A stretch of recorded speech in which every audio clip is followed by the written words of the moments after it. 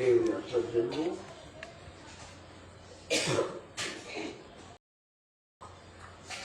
आज हम परमादरणीय ब्रह्मलीन श्री जुगल किशोर जी जादू साहब का जन्मोत्सव मना रहे और आज हमें उनकी याद में ही सब बात करना चाहिए, उनसे प्रेरणा प्राप्त करना चाहिए। सर्वप्रथम आजकल ऐसा ही फिल्म वालों ने, टीवी वालों ने ऐसा एक परंपरा बना दी है कि यहाँ बच्चा जन्मदिन मनाना चाहता है।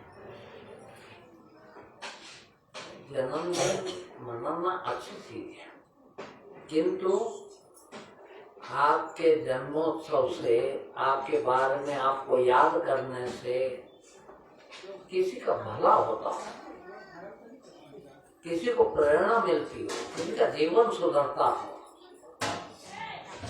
ऐसे जन्मोत्सव, ऐसे व्यक्ति के जन्मोत्सव मनाना जरूरी है। हर आदमी का जन्मोत्सव क्या होता है, पहले देख लो अपने आप को कि मैं कितना लायक हुआ, तो फिर अपने औलाद से भी कहें कि भाई आप लोगों को प्रेरणा मिलेगी, अब बराबर जन्मोत्सव मना।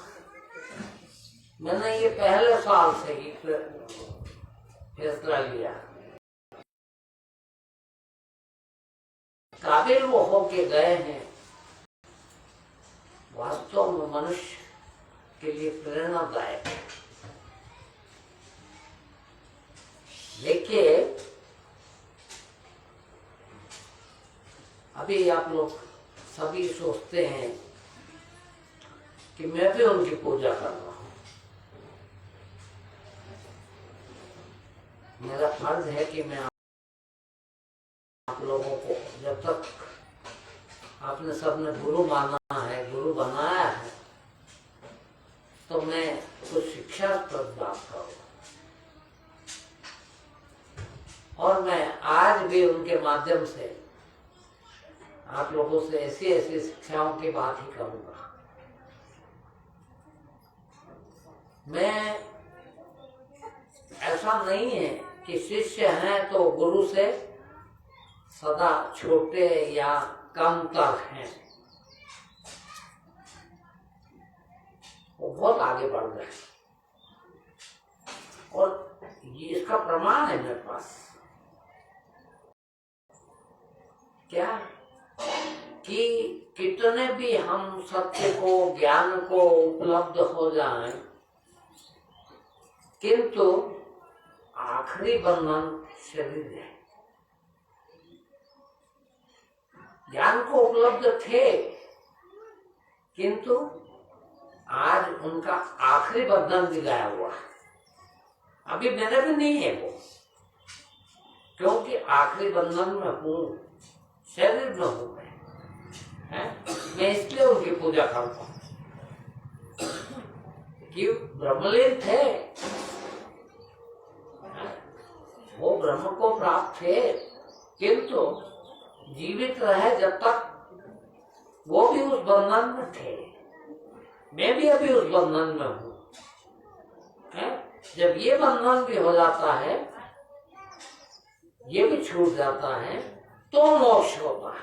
मोक्ष कभी किसी को भी आज तक, न राम को, न कृष्ण को, न गौतम बुद्ध को, न महावीर स्वामी को, न कबीर को, न कृष्ण को, किसी को नहीं। जब तक शरीर में रहे तब तक मोक्ष की प्राप्ति नहीं है। हम, जीवन एक बंधन है। हम पैदा हुए हैं, जन्म हुआ है मनुष्य के लिए, मनुष्य शरीर मिला है, तो शरीर भी हमारा एक बंधन है। आप कितने भी सत्य को जान जाएं, सत्य को उपलब्ध हो गए जीवित अवस्था में, जीवित अवस्था में सारे संसार से मुक्त हो जाए, ये मुक्ति है, मोक्ष मोक्ष में अंतर है। राजू साहब मोक्ष को प्राप्त हो, मैं अभी मुक्त हूं, मैं खुद घोषणा कर रहा हूं, मैं मुक्त हूं, पूरे संसार से मुक्त हूं, किंतु मोक्ष की प्राप्ति अभी नहीं है। ब्रह्मलीन नहीं हूं, ब्रह्म हूं, मगर ब्रह्मलीन का होता आदमी जब शरीर भी छोड़ के चला जाता है। तो इस तरह से वो शिष्य थे, कब तक? जब शरीर में थे। आज वो मोक्ष को प्राप्त हुआ, ब्रह्मलीन हो गए, ब्रह्म हो जा सकता है। आप सब ब्रह्म बन सकते हैं, ब्रह्मलीन हो सकते हैं, किंतु मोक्ष को प्राप्त नहीं है। देखिए, वो मोक्ष को प्राप्त है। और अब मेरा भी ये कर्तव्य बनता है कि मैं उनकी पूजा करूं। ये कोई नई बात नहीं, अब न किया हो पहले किसी ने। आप कहते हैं कि पहले गुरु हैं जो शिष्य का भी जन्मोत्सव मना रहे। भाई अब शिष्य कहाँ? शिष्य तो शरीर होता है और शरीर का शिष्य होता है। अब वो शिष्य नहीं है, वो ब्रह्मलीन है। जहां तक उनके जीवन की बात है, जो लोग भी उनके समय में थे, यहाँ रहे, उन लोगों ने बताया आप लोगों को, और बिल्कुल सच है। देखिए, जीवन का सबसे बड़ा सत्य है, सबसे बड़ा सत्य अनुशासन है। जब तक हम जीवन में अनुशासित नहीं हो जाते, जब तक हम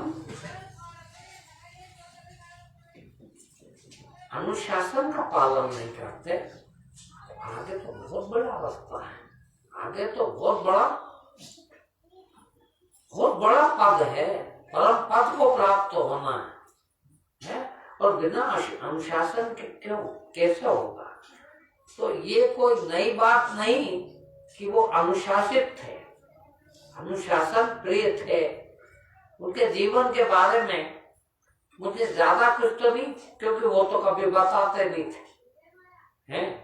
उनके परिवार वालों से कभी सभी बहुत कम मिलना हुआ है, मगर उनने जो बताया उस अनुसार मुझे लगता है कि देखो वो आदमी कितने महान पैदाइशी थे।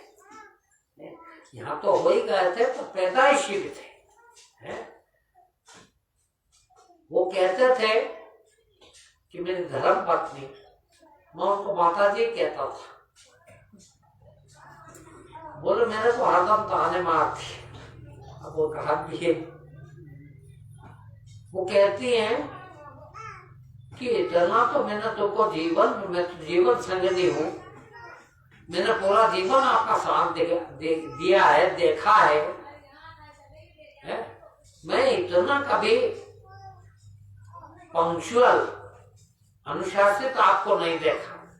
नौकरी करी आपने, माता पिता के साथ रहे आप, बड़े भाई बहनों के साथ रहे आप, बड़े बुजुर्गों के साथ रहे आप, किंतु इतना मैंने कभी नहीं देखा है। अब सोचिए आप, दिल्ली का नियम था 10 बजे आना, और मुझे उनके लिए 10 में 5 मिनट बाकी रहे, मुझे तैयार होकर बैठना पड़ा। इंदौर में ये समझ लीजिए कि जितना इंदौर से ये आश्रम पश्चिम में है, इतना ही इंदौर से उनका पूरब में घर, यानी पूरी इंदौर बीच में है। पूरी तरह से जैसा आदमी ऑफिस जाता है, शेविंग करना, स्नान करना, नहाना धोना, तैयारी करना, और फिर पूरे 10 बजे 1 मिनट भी देर से कभी नहीं हुआ। 5 मिनट लेट हो रहे हैं यदि, तो फिर फोन करेंगे घर से कि गुरुजी आज मैं 5 मिनट लेट हो जाऊंगा, क्या आ जाओ? उसके लिए भी अनुमति लेना है। आपने सिर्फ 13 साल का ही कहा, 13 साल में कभी एक भी उनका नागा हुआ है, एब्सेंट हुई है यहाँ आने से, तो जिस प्रकार से अपने अधिकारी से छुट्टी मांगते हैं, इस प्रकार से छुट्टी मांगी होगी। गुरुजी मेरे को बहुत आवश्यक काम आ गया है और आज मैं नहीं आ सकूं, कल या दिन चल जाएगा, परमिशन, अनुमति चाहिए। मैंने कहा आपकी मर्जी, भाई ऐसा कोई यहाँ नौकरी करने तो आते नहीं है, इस कदर आए। एक दिन की भी छुट्टी नहीं की हो सकता है, मनुष्य जीवन है, कोई अर्जेंट काम हो गया और बहुत कम, साल में 2-4 दिन ऐसे गए हो तो गए हो कि वो यहाँ नहीं आए। और फिर ऐसे अनुशासित व्यक्ति से अनुशासन सीखने को भी कितना मिलता है। मैंने ये ईमानदारी से ईमानदार होने की बात उनसे सीखी है कि जब वो इतनी दूर, यहाँ से करीब 20 किलोमीटर दूर से ड्राइवर को भी लेके, अभी सुबह में गाड़ी भी उनसे नहीं चलती, हालांकि वो अकेले भी कई बार, ड्राइवर नहीं आया होगा तो अकेले भी आए, गाड़ी चला के आए, मैं रह नहीं पाया। जब वो इतनी तैयारी करके आ रहे तो मुझे भी तैयार रहना चाहिए। मैं भी बराबर नाम धो के तैयार। सम्मान के मामले में अब वृद्ध थे, मेरे से 15 साल बड़े थे,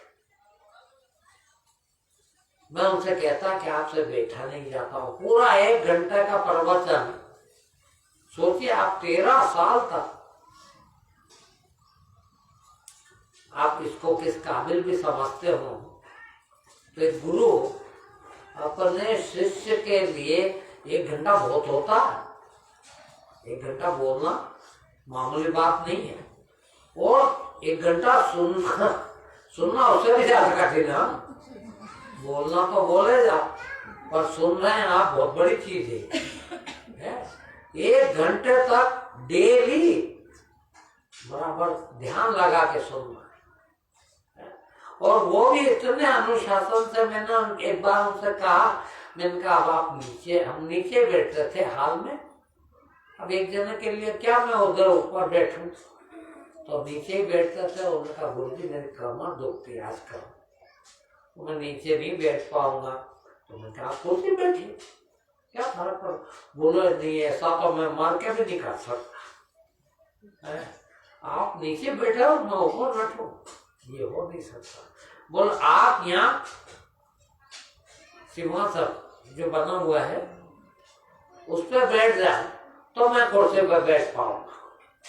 जब से देखे सही अनुशासन, मैं उनके अकेले के प्रवचन के लिए स्टेज पे बैठू और वो अकेले सुनने वाले, और 1 घंटा बराबर 1 मिनट भी लेट हो जाए, मुझे भी ये ईमानदारी रखना कि बेचारे इतनी दूर से इस उम्र के व्यक्ति, इतने बड़े, इतने बिजी आदमी, हालांकि उन्होंने काम धंधे बंद कर दिए थे, फिर भी बाल बच्चों में रहने वाले, परिवार में रहने वाले हैं, इतना रहने वाला, इतना समय निकाल के आ रहा, मेरा कोई काम नहीं, मैं तो बिल्कुल फुर्सत नहीं।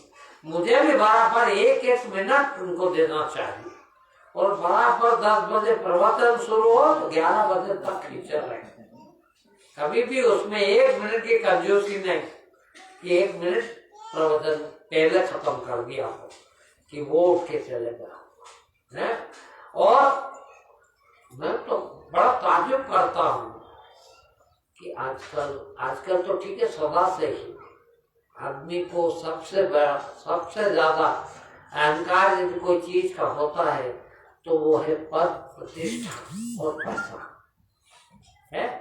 और उनके पास इन तीनों चीजों की कोई कमी कभी नहीं रही है। अभी उनके सुपुत्र ने आप लोगों को बताया है, दादाजी राय साहब, आप लोग शायद नहीं जानते राय साहब किसको कहते हैं।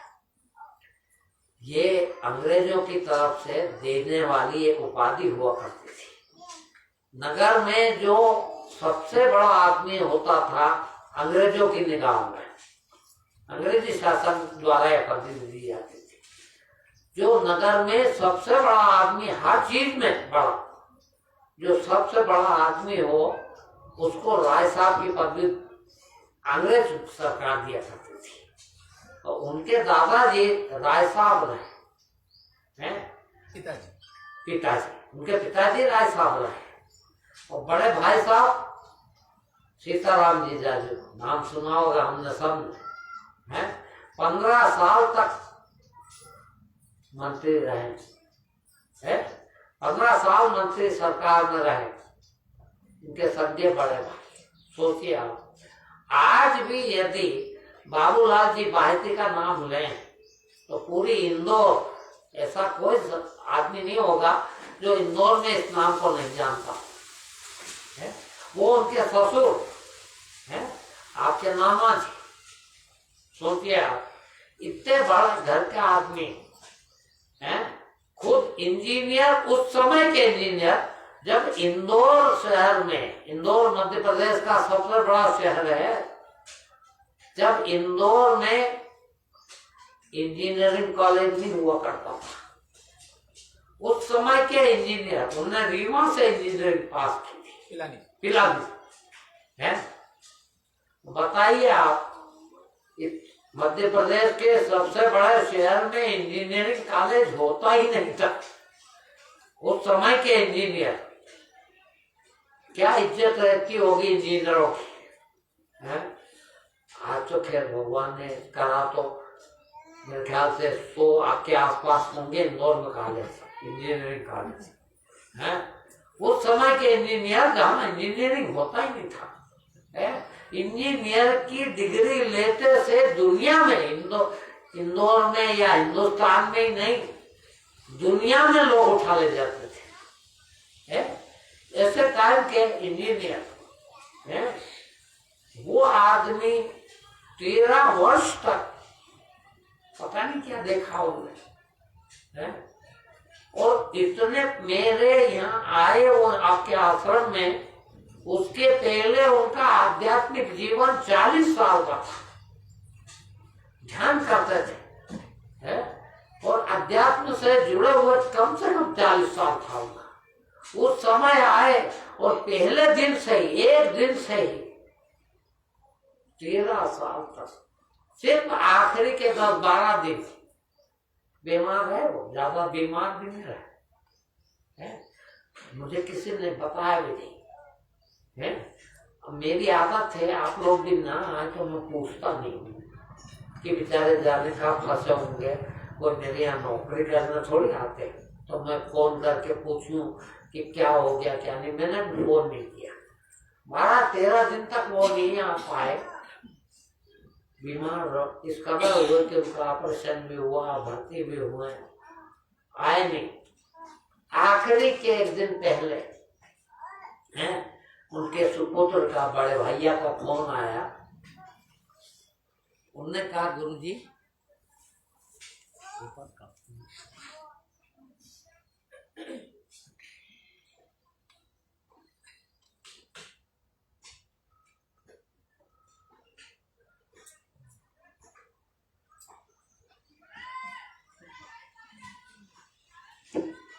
उनका फोन आया कि गुरुजी अब उनमें कोई बाकी नहीं है, आखिरी वक्त है, और यदि आप दर्शन दे जाते तो हम ला नहीं पाएंगे आपके पास आश्रम में। परिवार भी मैं सोचता हूँ कि बहुत विनम्र, उन्हें इतने विनम्रता से मुझे कहा, मैंने कहा मुझे पता ही नहीं था, पहले भी देखना आ सकता था, मगर ठीक है मैं कब आ जाऊं? तो बोले आप सुबह आ जाओ कल। तो मैंने कहा ठीक है मैं आ जाऊंगा। उन्होंने कहा नहीं मैं गाड़ी भेज दूंगा। मैंने कहा किस टाइम भेजेंगे? तैयार मिलूंगा। मैं गाड़ी भेजी, मैं गया यहाँ से, मैं आधा घंटा, सब लोग घर से बाहर चले गए कमरे में से, मैं और वो तो बोल नहीं पा रहे थे, किंतु मैं पास बैठा, मैंने उनके सर पे ही हाथ रखा। और थे तो मेरे पिता समान, किंतु मैंने पुत्र उनको प्यार दिया। और मैं देख रहा था उनके चेहरे के भाव, ऐसे भाव थे जैसे सब कुछ मिल गया। मैं करीब आधा घंटा उनके पास बैठा, 15 मिनट, फिर उठ के मैं घर में गया, सब बच्चों से मिला। मैंने कहा भैया आप मेरे को छोड़वा दो, आप तो अब बाकी नहीं होंगे। मुझे पता है कि वो रुके थे, हैं? उनने भेजी गाड़ी, मैं रास्ते में ही होगा या पहुंच गया होगा। और पता लगा कि देखिए जन्म दिवस 13 अक्टूबर और गए वो 14 अक्टूबर। 13 अक्टूबर को भी जा सकते थे, उस लायक उस तरह के हो गए थे, इसलिए मेरे को बुलाया, मगर उन्होंने एक दिन और निकाला मेरे से मिलने के लिए। सोचिए आप कितना सम्मान और कितना याददाश्त रही होगी, हैं? ये इतना सब, मैं एक एक बात बताऊं, शायद आपके महीना भर का फिल्म प्रवचन दो तो कम है इनके बारे में, हैं? मैंने उनसे निवेदन किया था, अच्छे वाले थे, मैंने उनसे निवेदन किया था कि मेरी इसी इच्छा है कि ऐसे लोगों को, ये शरीर को भी संभाल के रखना चाहिए। ऐसा मुझे लगता है मृत्यु के पश्चात भी जो लोग ब्रह्म को उत्पन्न, वो जो ब्रह्म को प्राप्त हैं, उनके शरीर को भी जलाया नहीं जा सकता। सबके साथ ये होता है, और मैं ऐसा मानता हूं कि आपको वो सत्य मिला, तो क्यों ना हम आपकी समाधि यहीं बनवा दें, आश्रम में ही रहें।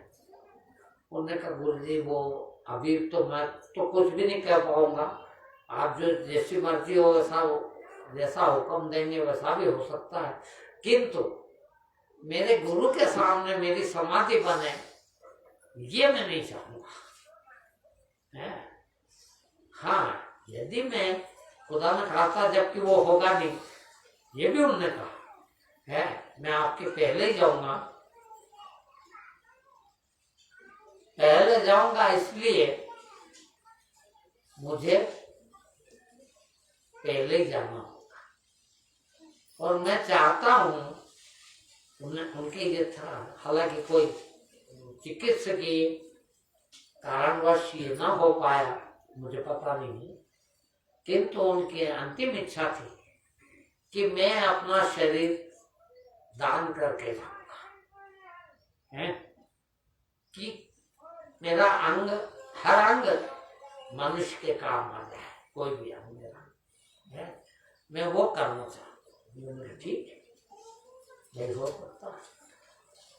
अब वो शायद मेडिकल कारण के कारण नहीं हो पाया, उम्र ज्यादा थी उनके, 80 के आसपास थे, 1 साल कब था, 80 में, और वो गए। तो इस प्रकार से हमें गायकवाड़ जी आ गए हैं, इसलिए मैंने ये बात को और देर की, मैंने इंतजार किया कहने से। गायकवाड़ जी उम्र में भी ज्यादा थे, उम्र उनकी ज्यादा थी गायकवाड़ से, पढ़ाई लिखाई में ज्यादा, हर बात में ज्यादा। देखिए,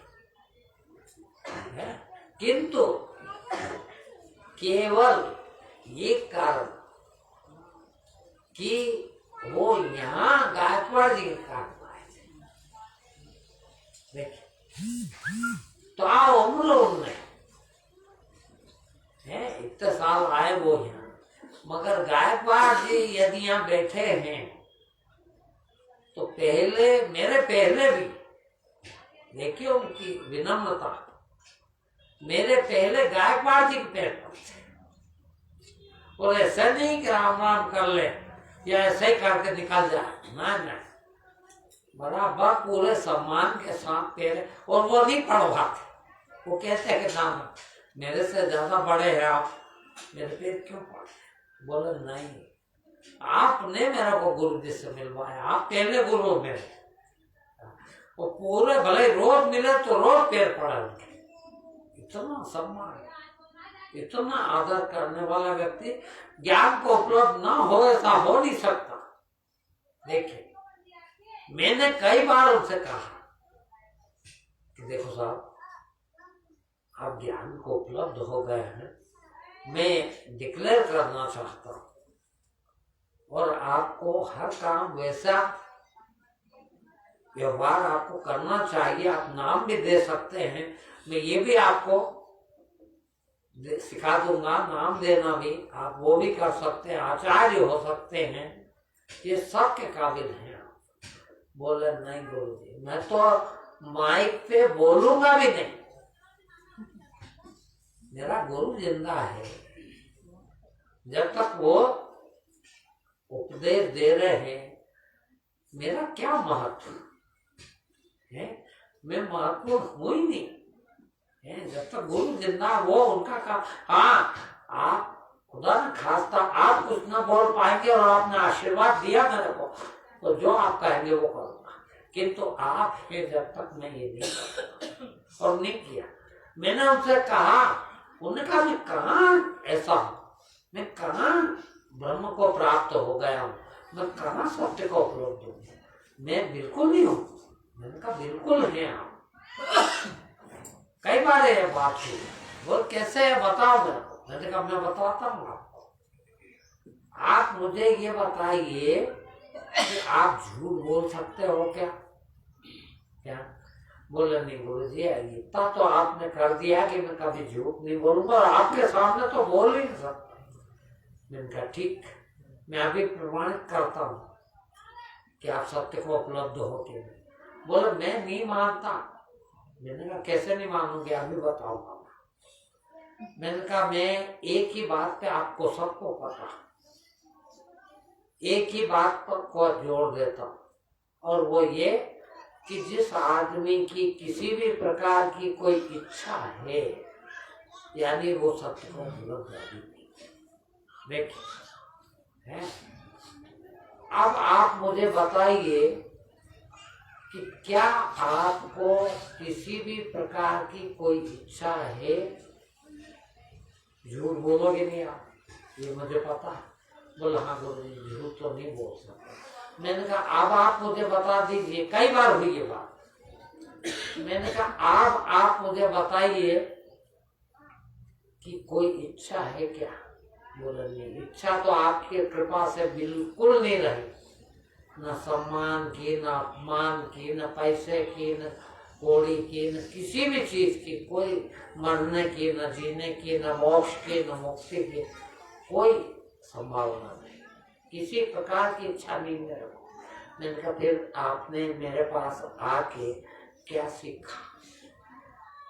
बोला हाँ ये तो सीखा कि जिस व्यक्ति की कोई इच्छा न रह जाए वो गुरु है, वो सत्य को उपलब्ध है। मैंने कहा आप ही कह रहे हैं कि मेरी कोई इच्छा नहीं, अब मैं यदि आपको कहता हूँ कि आप सत्य को उपलब्ध है तो क्या गलत कह रहा हूँ? बोले नहीं, उस हिसाब से तो ठीक कह रहा हूँ। मैंने कहा आपके मुंह से खिलवाया मैंने, और कितनी बार खिलवाया मैंने। उनके आखिरी दिन में भी मैं गया था, उनके दाह संस्कार में मैं गया, और मुझे सब लोग उसके बाद में कंडोलेंस मीटिंग करते हैं, उसमें मुझे बोलने का अवसर दिया गया और मैंने डिक्लेयर किया कि इनने कभी नहीं कहा आपको, उन्हें भी छिपा के रखा। यहाँ तक कि उनकी पत्नी तो ये कहती थी, वो कहते थे मेरे कि वो तो कहती थी कि आप तो पहले के बजाय भी गलत हो गए। उनको हक दिए कहने का। मैंने कहा क्या कहती है? बोले वो ये कहती है कि तुम जहाँ जाते थे, जिस महफिल में चले जाते थे, उस महफिल में जान आ जाती थी, हैं? हंसी के फुवारे छूटते थे लोगों के, हैं? आजकल आप कहीं जाते हो और मुंह लटकाए बैठे रहते हो, तो अब मैं कैसे मान लो कि आप आगे बढ़े गुरु जी के यहाँ जाने के बाद, हैं? आपकी तो वो हंसी खुशी वो सब चली गई, उल्टा आप तो एकदम उदास बैठते हो।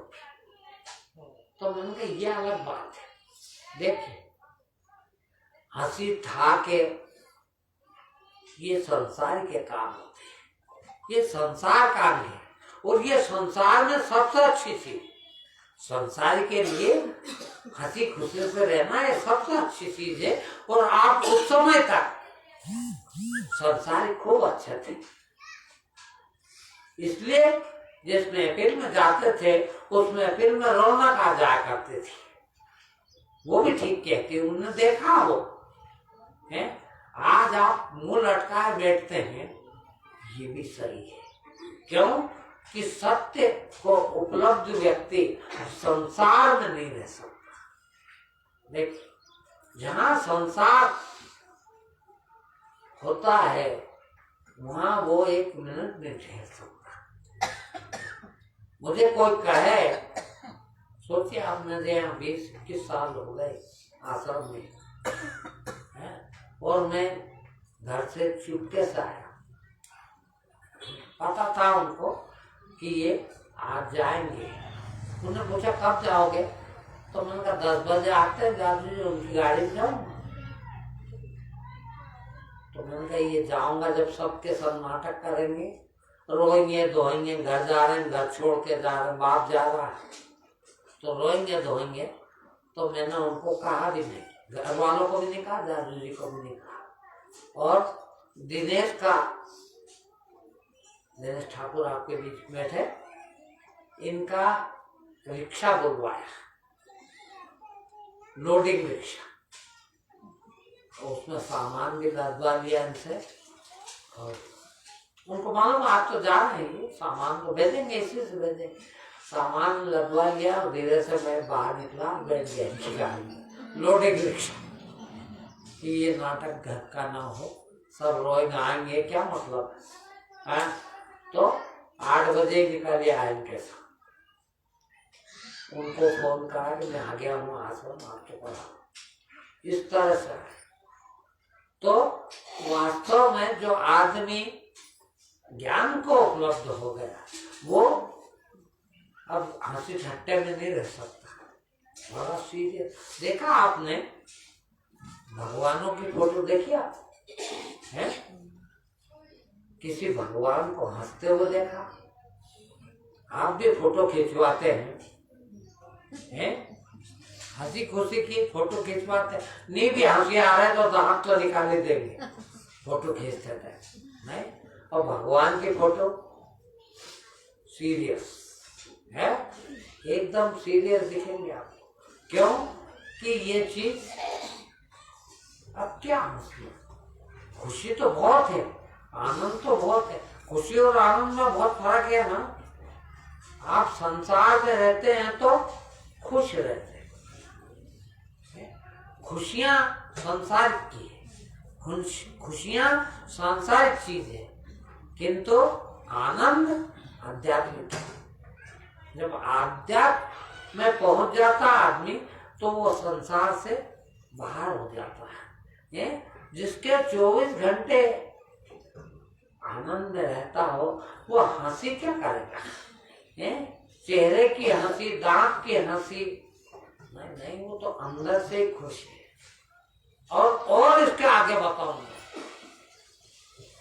आप विश्वास नहीं करेंगे, मैं 24 घंटे में से लगभग आधे दिन आधे टाइम रोता हूं। आप घंटा भर मेरे साथ बैठेंगे, कोई बात नहीं है, कुछ नहीं हुआ, मगर घंटे भर में 2-4 बार तो रोते देख लो। अब कौन मर गया, गड़ गया, कहाँ दुख हुआ, क्या दुख रहा है, क्या हो रहा है, कुछ नहीं। ये नहीं है, दुखी नहीं है। ये आंसू आनंद के आंसू, दुखी बिल्कुल नहीं। दुख तो बचा ही नहीं, दुख तो कभी होगा ही नहीं, होगा भी नहीं, है भी नहीं और होगा भी नहीं, किंतु आंसू में लेकर के। आपकी 3 संभावनाएं हैं, मनुष्य की 3 संभावनाएं हैं। पैदा होता वो जानवर तुल्य। देखिए, हम सब पैदा हुए हैं जानवर जैसे, कुछ पता नहीं है। मेला हाथ में आ गया तो मुंह में भी रख ले, सांप निकल गया पकड़ ले, है? इस तरह से पैदा हुए हैं। अभी जानवर, फिर मनुष्य। थोड़ा संसार सीख जाएंगे, ये पिताजी माताजी का सम्मान करना, पिताजी का सम्मान करना, बड़े बुजुर्गों का सम्मान करना, इज्जत देना, इज्जत लेना, ये मानवता, मनुष्य फिर इंसान हो जाता है। जब कुछ ईमानदारी और सच्चाई आती है तो मनुष्य इंसान। अब उसका असली जीवन शुरू हुआ। 3 स्टेज है। ये पहली स्टेज इंसान बनना। अभी तक तो ये 2 तो करीब सभी मनुष्य को ये 2 स्टेज मिलती है। एक तो वो जानवर की, पैदा हुआ तो जानवर तुल्य, और संसार उसको सिखा देता संसारिक रहना, मनुष्य बन गया।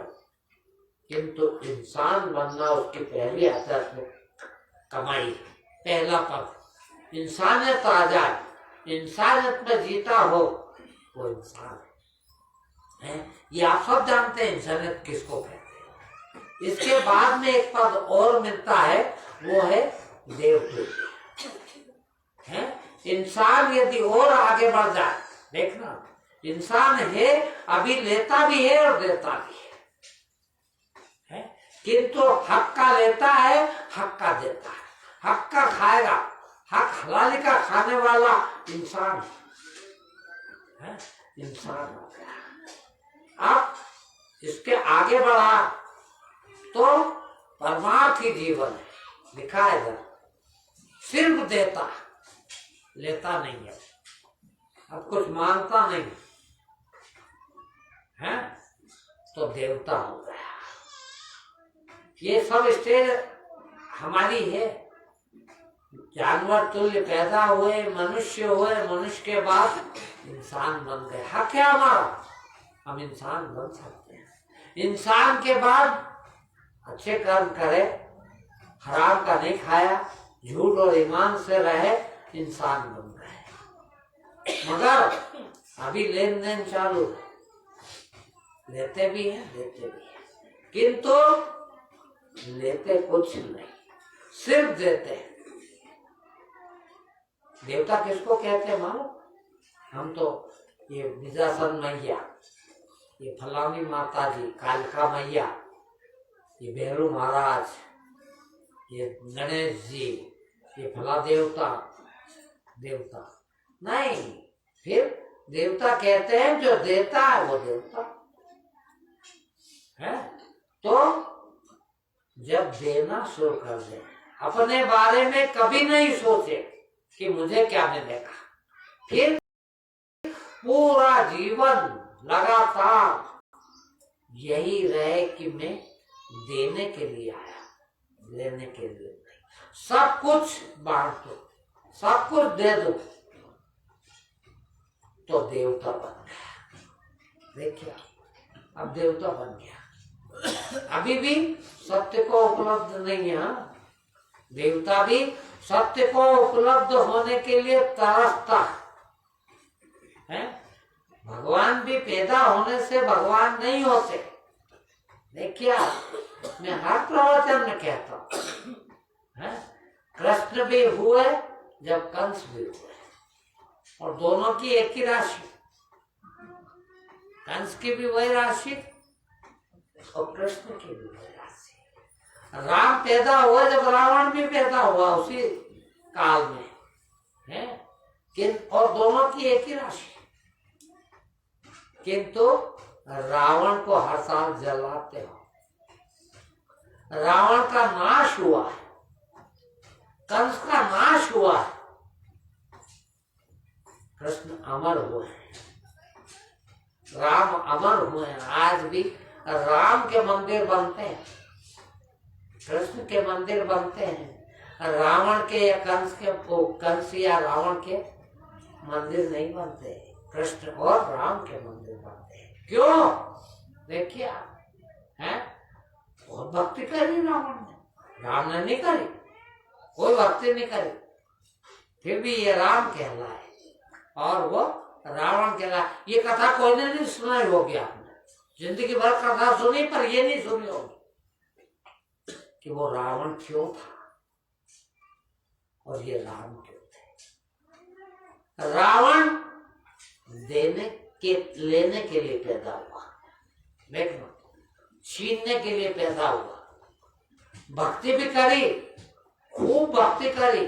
भगवान शंकर इतने खुश हो गए कि उसे कह दिया कि जो वरदान मांगेगा वही दूंगा, मांग ले कोई भी, ऐसी भक्ति करी। किंतु गीता में भी आया है, आसुरी भक्ति कहते हैं इसको, और ये राक्षस लोग करते हैं। सोचना आप किस जगह खड़ा हूं, मैं आपको बता रहा हूं, हैं? आप 24 घंटे मांगते हैं, मंदिर जाते हैं, सभी लोग जाते ही हैं, भगवान की मूर्ति के सामने खड़े रहते हैं, पूजा करते हैं, अगरबत्ती जलाते हैं, और करते क्या? मांगते हैं। मांगा यानी असुर, राक्षस हो वो मांगता है, देवता मांगता नहीं, देवता तो देता है, और भगवान का तो मांगने का सवाल ही नहीं उठता। देखिए तो सही आप, हैं? राम राज तिलक होना था जिस दिन, हैं? राजा बनना था, हैं? पिताजी ने कह दिया कि नहीं, जंगल में जाओ, और 14 साल के लिए वनवास को निकल गए, हैं? अटैची लेके गए, क्या कपड़ा ले गए, हैं? जंगल, और कैसा जंगल रहा होगा हजारों साल पहले का, आज तो जंगल बचे नहीं है, हैं? ऐसे जंगल में कैसे रहेंगे, क्या खाया होगा, क्या पिया होगा, हैं? 14 साल एक सरीखे, किससे क्या लिया, कभी लिया कुछ, फिर सिर्फ दिया, जहां गए वहां दिया, है? इसलिए राम कहलाए, इसलिए कृष्ण कहलाए, सिर्फ देता है वो राम होता है। रावण जो मांगता है, रावण ने छीना, मांगा, असुर बन, राक्षस बन, राक्षस की जिंदगी जिया, कंस भी राक्षस की जिंदगी जिया, कृष्ण भगवान हुए, राम भगवान हुए, हैं? इनने भगवान की सभी किसी भी प्रकार का कोई सुविधा नहीं मांगी कभी।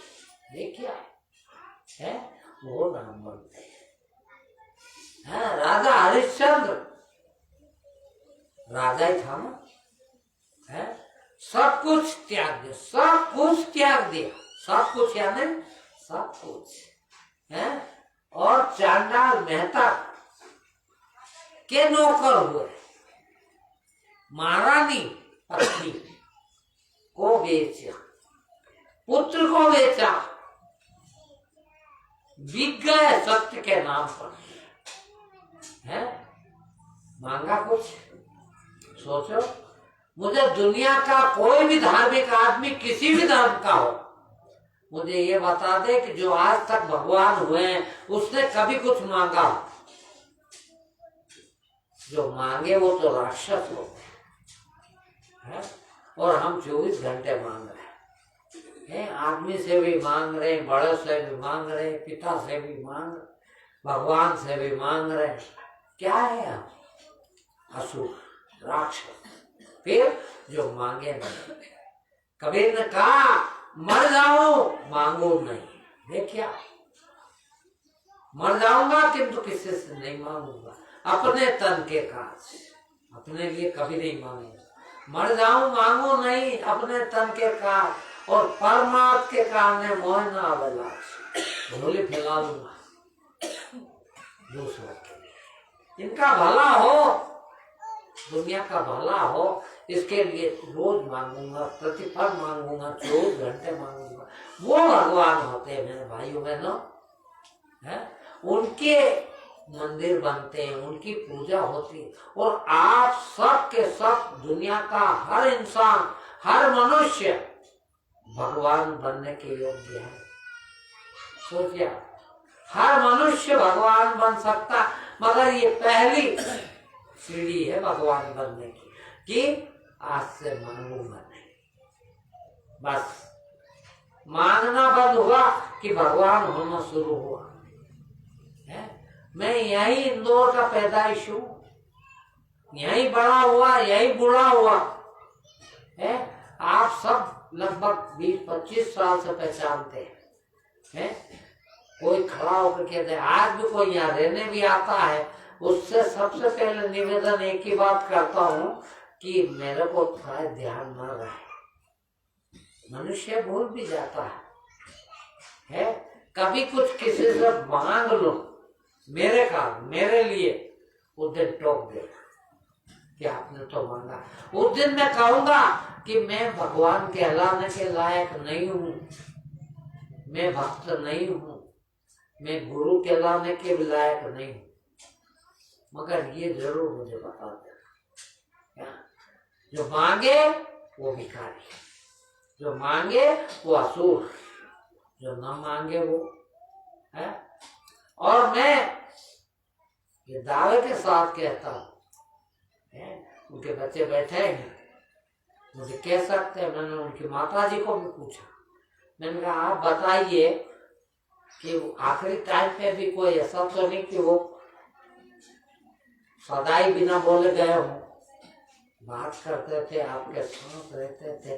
वो उनके अंतिम समय में, वो 4 साल में भी कभी किसी से कुछ मांगा उनने, कुछ लिया, कोई से निवेदन किया कि ये दे दे यार, या उनकी इच्छा जाहिर हुई हो कि मुझे मिलना चाहिए तो बताओ। मैं सिर्फ इसलिए उनको कहता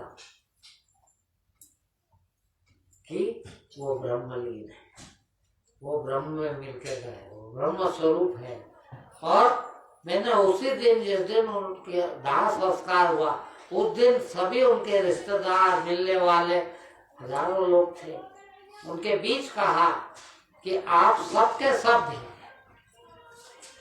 उनको स्वर्गीय भी मत कहना, क्योंकि स्वर्ग भी संसारी है। क्या वो स्वर्गीय नहीं हुए, वो ब्रह्मलीन हुआ। क्या वो ब्रह्म में जाके मिले, मोक्ष को प्राप्त हुए। ये मैं डिक्लेयर करता हूँ, ये मैं ऐलान करता हूँ। उन्होंने तो नहीं किया कभी जिंदगी, और मैं ऐलान करता हूँ, उनके जाने के बाद ऐलान करता हूँ। ऐसे होके गए। और ये सम्मान आप सबको है। ये चीज ऐसा कोई दुनिया का पद नहीं है। देखिए आप कलेक्टर हो जाए, कमिश्नर हो जाए, मिनिस्टर हो जाए, चपरासी हो जाए, बाबू हो जाए, अधिकारी हो जाए, पर जिंदगी भर नहीं रह सकते। रहता कभी आदमी जिंदगी भर अधिकारी रहता, कलेक्टर जिंदगी भर कलेक्टर है क्या? हो जाएगा रिटायर 60 में, 62 में हो जाए है। फिर क्या, चपरासी भी नहीं अब तो है। मगर ब्रह्मलीन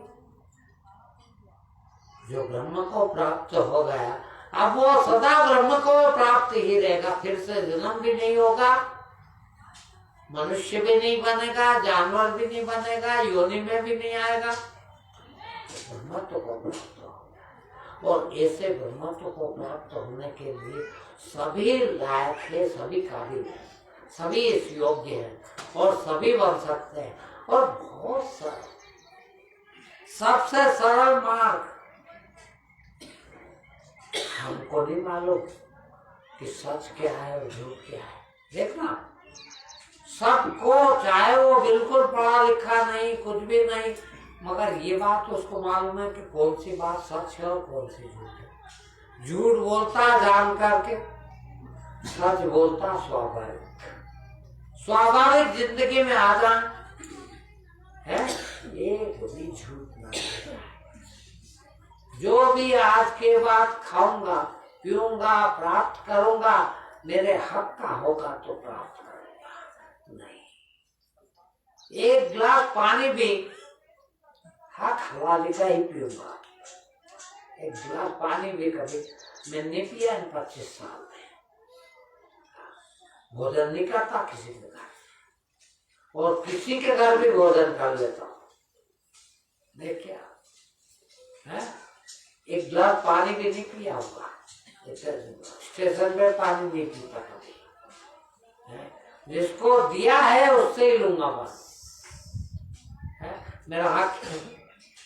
आपने एक बार भी मुझे सुन लिया, आप मुझे बुला के भोजन कराएंगे, मैं आराम से आपके घर भोजन, हकदार हूँ मैं उसका, कर सकता हूँ। मैंने कुछ नहीं दिया तो मैं क्या लेने का हकदार रखता हूँ, क्या हक रखता हूँ। आया हूँ, सिर्फ आए हैं तो देने आए हैं, हम लेने नहीं आए। मगर हमने जीवन को उल्टा कर लिया, ऐसा मान लिया कि लेने ही आए, लेने ही आए, लेने ही आए। जो भी दिख जाए, भले भिखारी मिल जाए, मगर मन तो यही आता है, ये भी कुछ दे जाए। मन में तो यही है। आप कहोगे यार हम तो देते भीख उसको, और हमको कहाँ आया ऐसा, कैसे नहीं आया।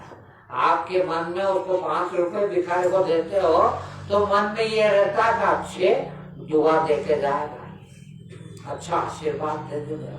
कई लोग नहीं जानते बेचारे, मेरे को आके कहते महाराज अच्छा आशीर्वाद देना। अरे भैया, आशीर्वाद कोई देने की चीज थोड़ी है। फिर निकलता है, आपके कर्म ऐसे हैं, आपकी सेवा ऐसी है कि खुद ब खुद भीतर से निकलते हैं, तो वो निकालना पड़ेंगे।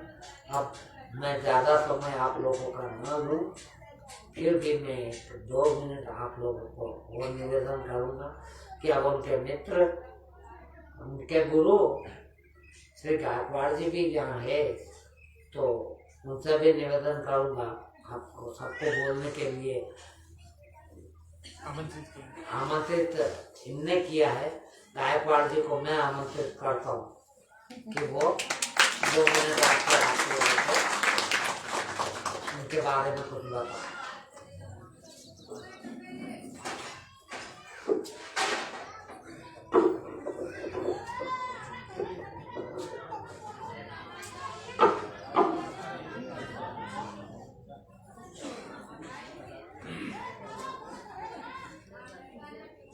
मेरा उनका जो संबंध था बहुत पहले का था, और वो कई जगह गए, मेरे साथ भी गए, चलो और उनको बड़ी तड़प थी। तो उन्होंने, मैंने कहा कि यार वो स्वामी जी उनसे मिलाता हूँ। आए वो बराबर मेरे सुना ही, तो मेरे को घर से हर रोज लेके आते थे, हर रोज। तो यहाँ जब आते थे, जैसे स्वामी जी ने कहा, मेरे 5 रुपये, मेरे को बड़ा खराब लगता था, मैं वो क्या कर चुका।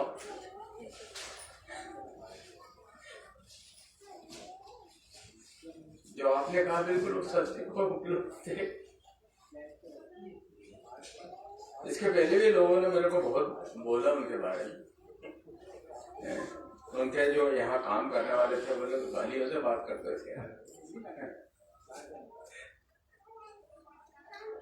अच्छा, बाद में ऐसे बदल गए वो कि वो बहुत बहुत अच्छा है।